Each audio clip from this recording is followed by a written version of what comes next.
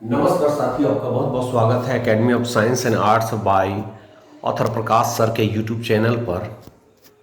आज हम चर्चा करेंगे जो कि बहुत ही महत्वपूर्ण टॉपिक है, वो सीटीटी से संबंधित है, सेंट्रल टीचर एलिजिबिलिटी टेस्ट से संबंधित है दोस्तों। तो आज जो चर्चा करेंगे हम सीटीईटी दिसंबर 2022 की। इसमें बात करेंगे इंग्लिश पेडागोजी की।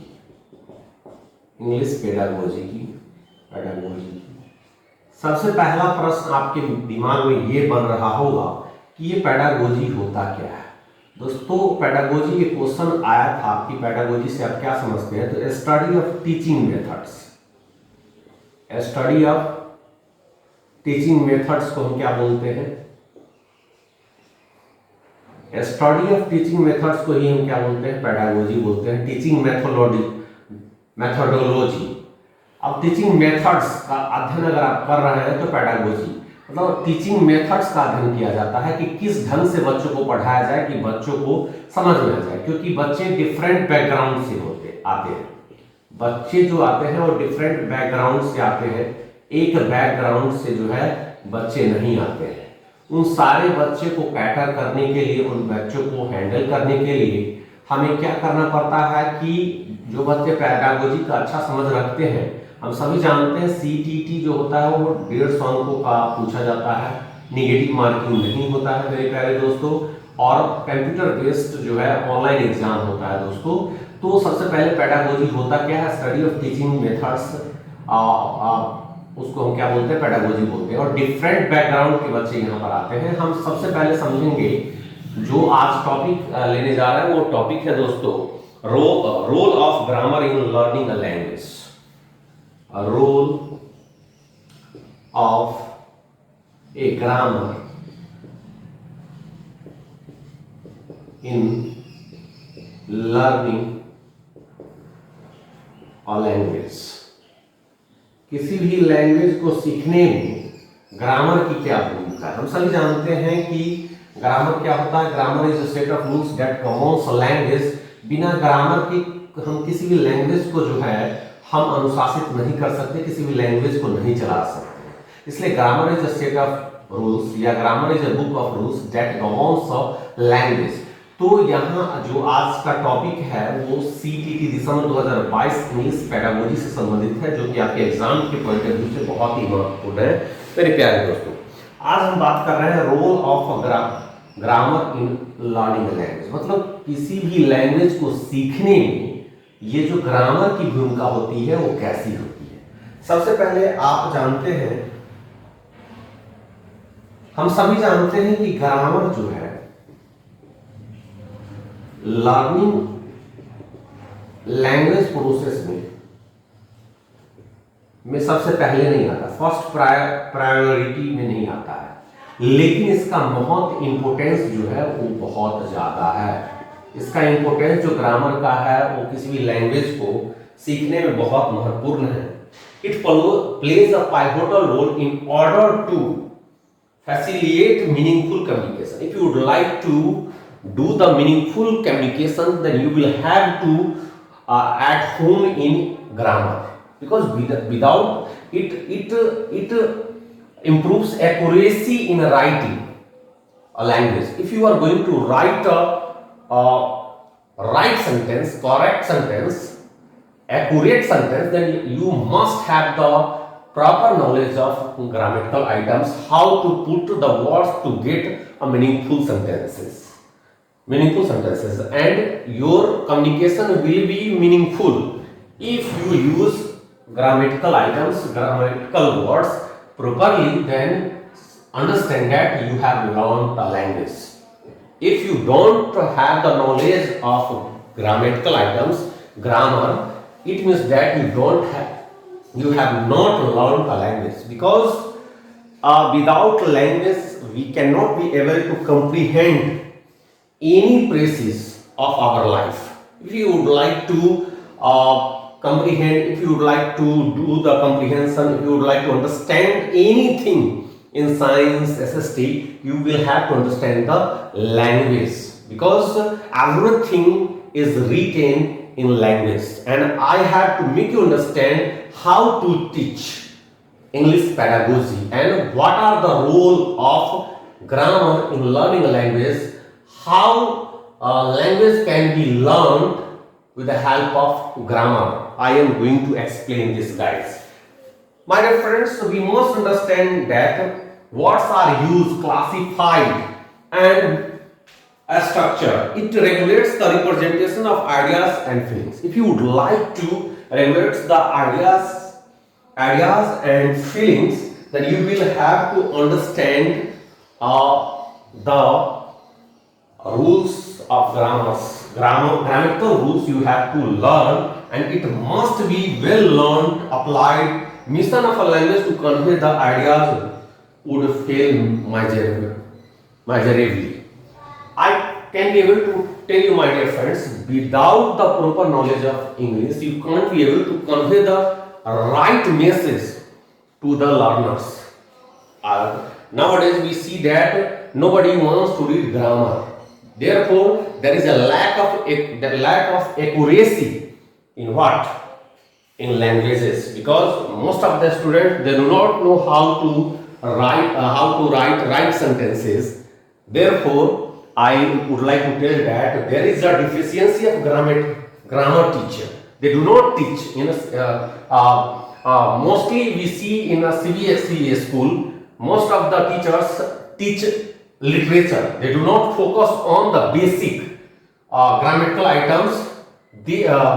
With the help of grammatical items, students could be able to convey their message to us, the listeners.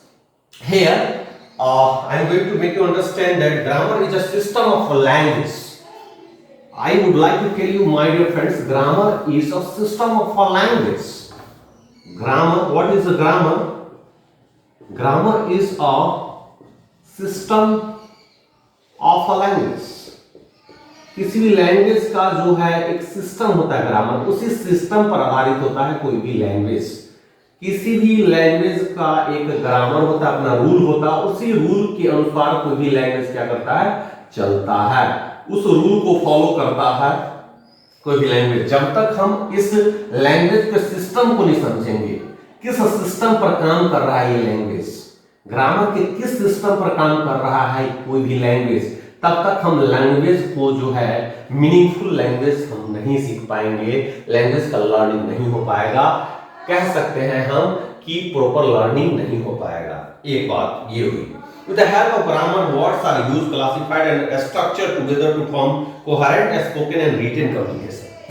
I would like to tell you, if you would like to speak coherent English, coherent communication, if you would like to pay attention on coherent speaking English, then you will have to understand the language of system of a language, because grammar is a system of language. Without grammar, I can't understand the system of a language. Language is totally based on grammar, and with the help of grammatical items, I can be able to speak right English and write English, correct English.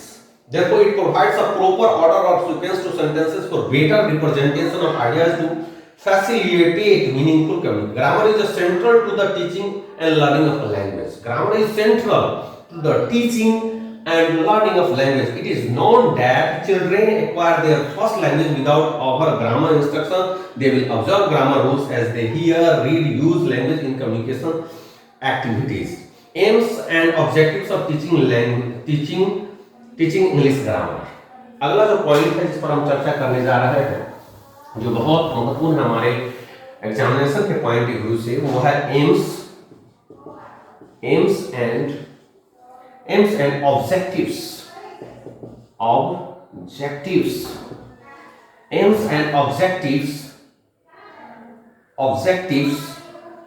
Teaching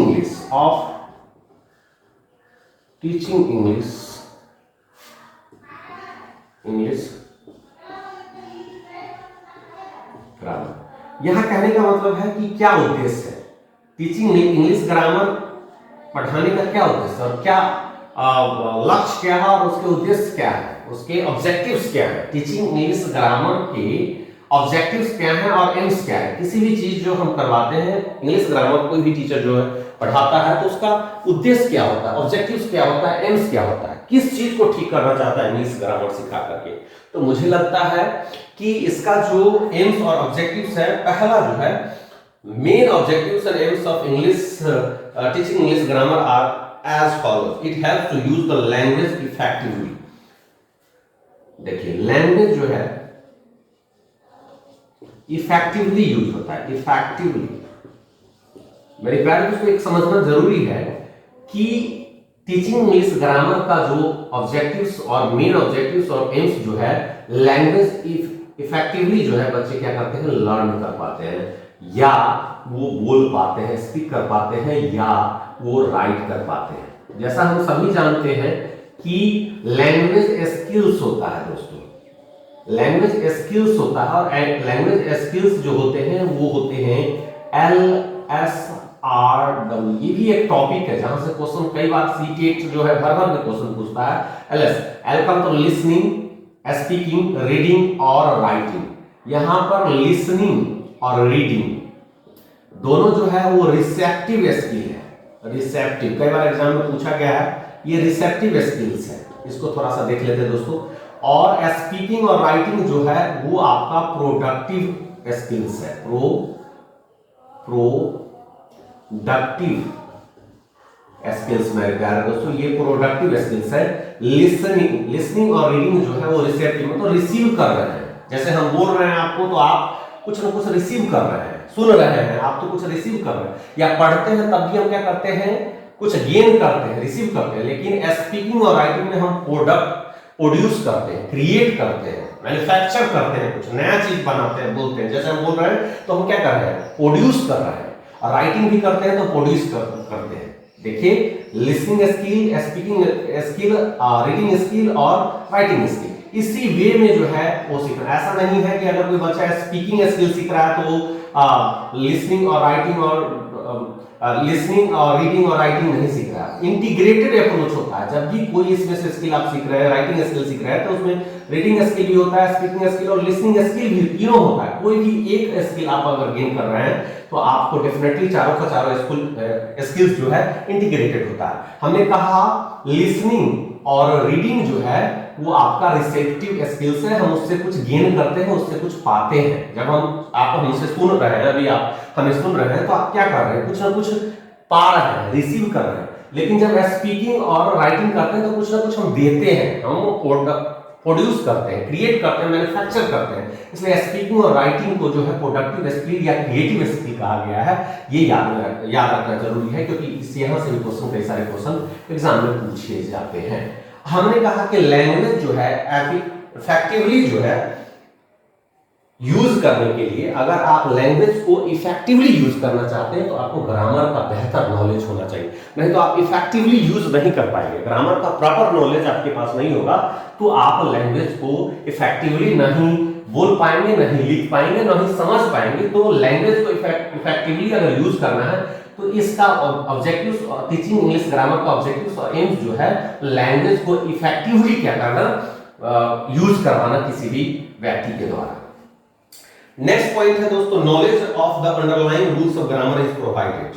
देखिए क्योंकि हम सभी जानते हैं कि जो rules of grammar है, rules of grammar है, वो उसका नॉलेज दिया जाता है ताकि वो एक क्रिएटर, एक मैन्युफैक्चरर बने, न कि एजेंट बने। ज्यादातर लोग जो है मग अप करते हैं, रटते हैं। बच्चे क्या करते हैं, पैरोट बन चुके हैं, तोता बन चुके हैं, वो सेंटेंस खुद से क्रिएट करके वो पैराग्राफ में नहीं लिख पाते हैं। चाहे बहुत सारे बच्चों को देखते हैं वो खुद से क्रिएटिव नहीं है, बहुत कम बच्चे को अपने लाइफ में मैंने देखा है तो क्रिएट नहीं कर पाते हैं। किस लिए नहीं क्रिएट कर पाते हैं? क्योंकि वो रूल्स ऑफ ग्रामर्स को जो है प्रैक्टिकल लाइफ से जोड़ करके नहीं देखते हैं, उसको यूज नहीं करते अपने राइटिंग स्किल में, पैराग्राफ राइटिंग में या ऐसे राइटिंग में यूज नहीं कर पाते, सेंटेंस क्रिएट नहीं कर पाता है और प्रॉपर इन्फॉर्मेशन के साथ उस सेंटेंस को क्रिएट नहीं कर पाता, क्योंकि ग्रामर्स का रूल्स बच्चे पढ़ना ही नहीं चाहते, उसको सही ढंग से यूटिलाइज ही नहीं करना चाहते अपने डे टू डे लाइफ में। इस कारण से वो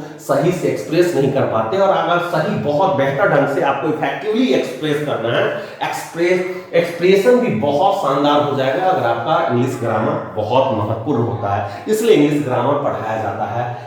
खास करके हम देखते हैं सीबीएसई स्कूल में ज्यादातर टीचर जो है इंग्लिश ग्रामर को इग्नोर करके चलते हैं, और वो फाउंडेशन है, वो कह सकते हैं फाउंडेशन का, साउंड फाउंडेशन का काम करता है किसी भी लैंग्वेज को इंप्रूवमेंट करने में, किसी भी लैंग्वेज को marvellous, mind blowing, extraordinary, outstanding बनाने के लिए डेफिनेटली ग्रामर का बेहतर नॉलेज, बेहतर ग्रैस्प जो है होना अनिवार्य है, कंपल्सरी है, मैंडेटरी है। लेकिन कुछ बच्चे इस चीज को नहीं समझते हैं और वो आगे चलकर के इस चीज की जानकारी उन्हें पता चलती है कि आखिर मैंने गलती कहां पर किया। To develop in students an understanding of structure of English language, English language का स्ट्रक्चर जो अंडरस्टैंड करे। अब बहुत सारे सेंटेंस लिखे हुए होते हैं, उसको बच्चे जो है वो मीनिंग नहीं निकाल पाते हैं। बहुत सारे पैराग्राफ बच्चे पढ़ते हैं, बहुत सारे हम देखते हैं बच्चे जो है रीडिंग कम्प्रीहेंशन बेहतर नहीं होता है। क्यों नहीं होता? क्योंकि ग्रामर का नॉलेज, इंग्लिश ग्रामर का नॉलेज नहीं होने की वजह से बच्चे की जो अंडरस्टैंडिंग स्किल है वो बहुत ही बेकार होता जा रहा है। बच्चे ज्यादातर क्यों नहीं समझ पाते हैं, रट लेते हैं, रट करके एग्जाम में लिख देते हैं। ज्यादातर 100% से में 95% बच्चे ऐसे हैं जो रट करके एग्जाम देते हैं। 5% बच्चे हैं जो क्रिएटिव है, वही बच्चे टॉप करते हैं, वो वही बच्चे बहुत बेहतर करते हैं। आने वाले भविष्य में अपने जीवन में जो है बहुत और बहुत बेहतर ऑरेटर होते हैं, स्पीकर होते हैं, और किसी भी देश पर जाकर, किसी भी स्टेज पर जाकर अपने आप को बेहतर ढंग से एक्सप्रेस कर पाते हैं। किसकी वजह से?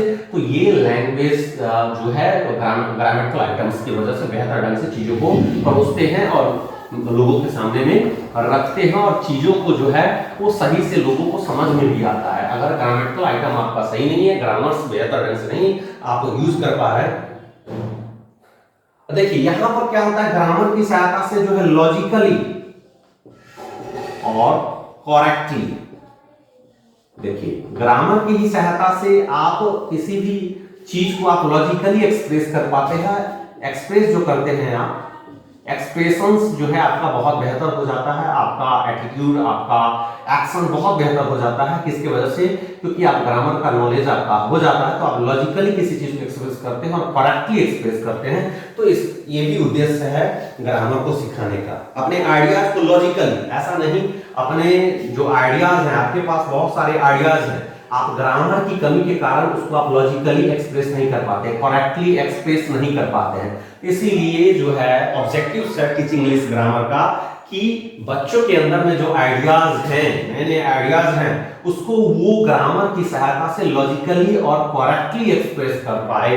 किसी के सामने में उसे हेजिटेशन ना हो एक्सप्रेस करने में, चाहे वो स्पीच में हो, अगर कोई डायलॉग स्पीकिंग कर रहा हो, कोई बच्चा डायलॉग स्पीकिंग कर रहा हो, डायलॉग स्पीकिंग कर रहा हो, या वो कन्वर्सेशन कर रहा हो, कन्वर्सेशन कर रहा हो, या कहीं पर स्पीच डिलीवर कर रहा हो, तो उस परिस्थिति में उसको क्या करना होगा? ग्रामर का बेहतर कॉन्सेप्ट होगा, तो अपने आइडियाज को लॉजिकली और करेक्टली एक्सप्रेस कर पाएगा अपने स्पीच को, या अपने राइटिंग में भी बहुत बेहतर सेंटेंसेस का समायोजन, एडजस्टमेंट कर पाएगा, बेहतर सेंटेंसेस वो अपने राइटिंग में लिख पाएगा, क्योंकि उसे क्या आता है? ग्रामर का बेहतर नॉलेज है, अपने आइडियाज को बेहतर ढंग से कन्वे कर पाएगा। एक एस्से में, एक आर्टिकल राइटिंग में, रिपोर्ट राइटिंग में, पैराग्राफ राइटिंग में, या एक स्टोरी लिखने जा रहा है, एक नोवेल लिखने जा रहा है, अगर उसे ग्रामर का बेहतर पकड़ नहीं है तो वो अपने आइडियाज को,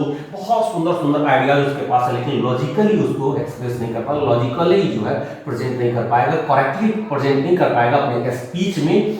स्पीकिंग से रिलेटेड जितने भी वर्क होंगे उसमें वो एक्सप्रेस नहीं कर पाएंगे अपने आइडियाज को, वो भी लॉजिकली और करेक्टली, और ना ही डायलॉग स्पीकिंग में, ना ही राइटिंग स्किल में। किसी भी चीज में अगर वो राइटिंग कर रहा है, इंग्लिश में कुछ लिखना चाह रहा है, तो उतना बेहतर ढंग से वो लॉजिकली और करेक्टली एक्सप्रेस नहीं कर पाएगा। इसलिए ग्रामर का नॉलेज होना बहुत जरूरी है मेरे प्यारे दोस्तों। देखिए ग्रामर, इंग्लिश ग्रामर जो है क्या करता है? इंग्लिश ग्रामर अगर कोई बच्चा सीखता है तो it is a science of English. English grammar क्या है? Grammar is a science of English. Grammar is a science of English. Grammar क्या है? साइंस ऑफ इंग्लिश का, इंग्लिश का क्या है? ये साइंस है। और इस साइंस में क्या होता है? रूल्स होता है, कॉन्सेप्ट होता है, अंडरस्टैंडिंग बेस्ड होता है। ऐसा नहीं कि रोट लर्निंग को प्रमोट नहीं करता है, रोट लर्निंग को प्रमोट नहीं करता है। याद रखिएगा, ज्यादातर बच्चे जो है रोट लर्निंग की तरफ ज्यादातर भाग रहे हैं, क्योंकि इंग्लिश ग्रामर को समझने में इस पर दिमाग पर जोर डालना पड़ता है। और ये साइंस की तरह ही होता है इंग्लिश ग्रामर। जितने भी कॉन्सेप्ट है, जितने भी रूल्स हैं, वो परफेक्ट हैं, वो चेंज जल्दी नहीं होते हैं। जैसे कि साइंस में कोई भी रूल्स दिया गया है, कॉन्सेप्ट दिया गया है, वो लॉज दिया गया, वो चेंज नहीं होते। उसी प्रकार से लॉज जो है इंग्लिश ग्रामर में ही होते हैं। और इंग्लिश ग्रामर से क्या होता है कि उसका नेचुरल फीलिंग आता है, आप नेचुरल स्पीकर बन जाते हैं, नेचुरल स्पीकर बन जाते हैं। आपके नेचर में इंग्लिश दिखता है कि आप इंग्लिश के टीचर हैं, इंग्लिश आपको बहुत अच्छे ढंग से आती है, इंग्लिश पर अच्छा पकड़ है। जब आप ग्रामर का बेहतर नॉलेज हो जाता है, क्योंकि रोट लर्निंग का क्या मतलब, हम सेंटेंस को रट लिए और किसी भी पैराग्राफ राइटिंग में या ऐसे राइटिंग में या आर्टिकल राइटिंग में हम क्या करते हैं, उसे एक्सप्रेस करने का प्रयास करते हैं, जिसका कारण बच्चे का जो है रोट लर्निंग जो है वो डेवलप होता है। तो कैसा लग रहा है वीडियो, जरूर कमेंट करेंगे, लाइक करेंगे और शेयर करेंगे। दोस्तों ये कैसा लग रहा है, मुझे लगता है कि मेरा प्रयास बहुत ही बेहतर होगा और आप लोग थोड़ा सा सहयोग करेंगे, लाइक करेंगे, सब्सक्राइब करेंगे तो डेफिनेटली हम और बेहतर करेंगे। हम आपसे वादा करते हैं कि मैं आपको बहुत बेहतर दूंगा। आप प्रयास करें कि मेरे चैनल को सब्सक्राइब करें और लाइक करें। देखो इसमें क्या होता है कि to develop mental abilities to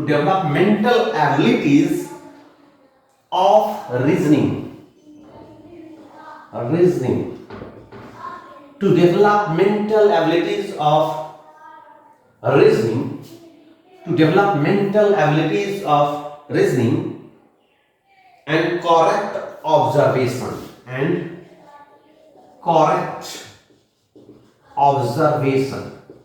मेरे प्यारे दोस्तों, एक चीज आपको दिख रहा होगा कि अगर मेंटल एबिलिटी, जो रीजनिंग का मेंटल एबिलिटीज आप डेवलप करना चाहते हैं, तो वही उद्देश्य है किसका, तो टीचिंग इंग्लिश ग्रामर का, कि ताकि बच्चों के अंदर मेंटल एबिलिटी जो है रीजनिंग का वो डेवलप हो सके और करेक्ट ऑब्जर्वेशन, किसी भी चीज को करेक्ट, बहुत ही सही तरीके से ऑब्जर्व कर सके कि जो चीज लिखा हुआ है उसका मीनिंग वही कन्वे करे। जैसे अगर आपको इंग्लिश ग्रामर का नॉलेज नहीं है, अगर हम बोल दिए अंडर द वेदर, आपको ग्रामर का वर्ड्स का नॉलेज नहीं है, ग्रामर का नॉलेज नहीं, इसका आप हिंदी बोल देंगे क्या कि मौसम के अंदर, ऐसा आप बोल देंगे। लेकिन ये नहीं होगा, क्योंकि ग्रामर का जब तक सही नॉलेज नहीं आएगा तब तक इसका सेंस क्लियर ही नहीं होगा। तो क्या होता है, करेक्ट ऑब्जर्वेशन। यहाँ अंडर द वेदर का मतलब कोई भी बोलेगा मौसम के अंदर, बल्कि ऐसा नहीं है, इसका मतलब होता है इल।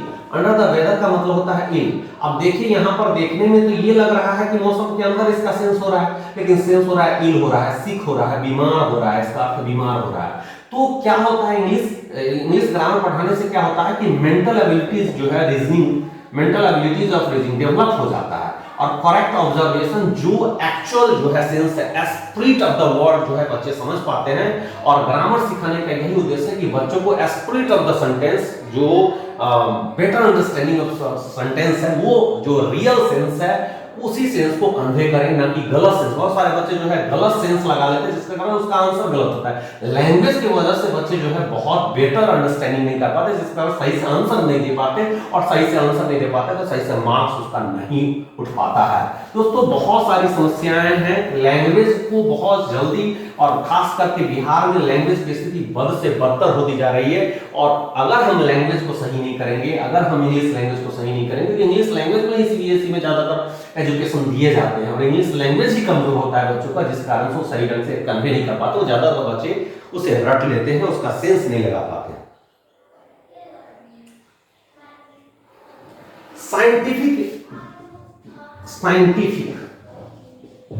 साइंटिफिक एटीट्यूड डेवलप हो, एटीट्यूड जो है scientific to develop scientific attitude towards language के प्रति जो है बच्चों का जो साइंटिफिक एटीट्यूड डेवलप हो, है ना, बच्चों का जो है जब भी साइंटिफिक एटीट्यूड डेवलप होगा तो समझो बच्चे में क्रिएटिविटी आएगी। क्रिएटिविटी आएगी, सही ढंग से ऑब्जर्व करेगा चीजों को, बढ़िया से समझेगा, ऑब्जर्वेशन जो है उसका बढ़ जाएगा, अटेंशन बढ़ जाएगा, बढ़ जाएगा, उसका एटीट्यूड जो है वो बदल जाएगा, नजरिया चेंज हो जाएगा, किसी भी चीज को देखने का, किसी भी लिखे हुए चीजों का उसका सेंस आउट करना बहुत महत्वपूर्ण। बहुत सारे बच्चे, बहुत सारे टीचर तक भी सही से सेंटेंसेस का सेंस आउट नहीं कर पाते हैं, मीनिंग नहीं बता पाते, जिसके कारण से जो है इफेक्टिव लर्निंग नहीं हो पाता है और ज्यादातर चीजें जो होता है रोट लर्निंग में परिवर्तित हो जाता है। अब इंग्लिश ग्रामर पढ़ाने का ये ऑब्जेक्टिव एम्स है कि टेस्ट ऑफ क्रिएटिविटी को जो है, टेस्ट ऑफ क्रिएटिविटी को क्या किया जाए, डेवलप किया जाए। तो यहाँ तो बच्चे करिकुलम ऐसा सिलेबस बना दिया है कि बच्चे नंबर लाने के लिए पढ़ते हैं। Test of creativity English grammar पढ़ने से क्या होता है कि इसका उद्देश्य इंग्लिश ग्रामर इसलिए क्लास में पढ़ाया जाता है ताकि बच्चों के अंदर में टेस्ट ऑफ क्रिएटिविटी, ताकि बच्चे जो है क्रिएटिविटी बच्चे के अंदर में है और साइंटिफिक एटीट्यूड जो है लैंग्वेज की तरफ जो उसका बढ़े। तो दोस्तों ये कैसा लगा ये वीडियो, आपका वैल्यूएबल कमेंट्स के लिए हमारा इंतजार रहेगा। आपको ये कैसा वीडियो लगा जरूर कमेंट करें, लाइक करें, शेयर करें। जब तक के लिए जय हिंद, वंदे मातरम। फिर मिलता है अगले एपिसोड।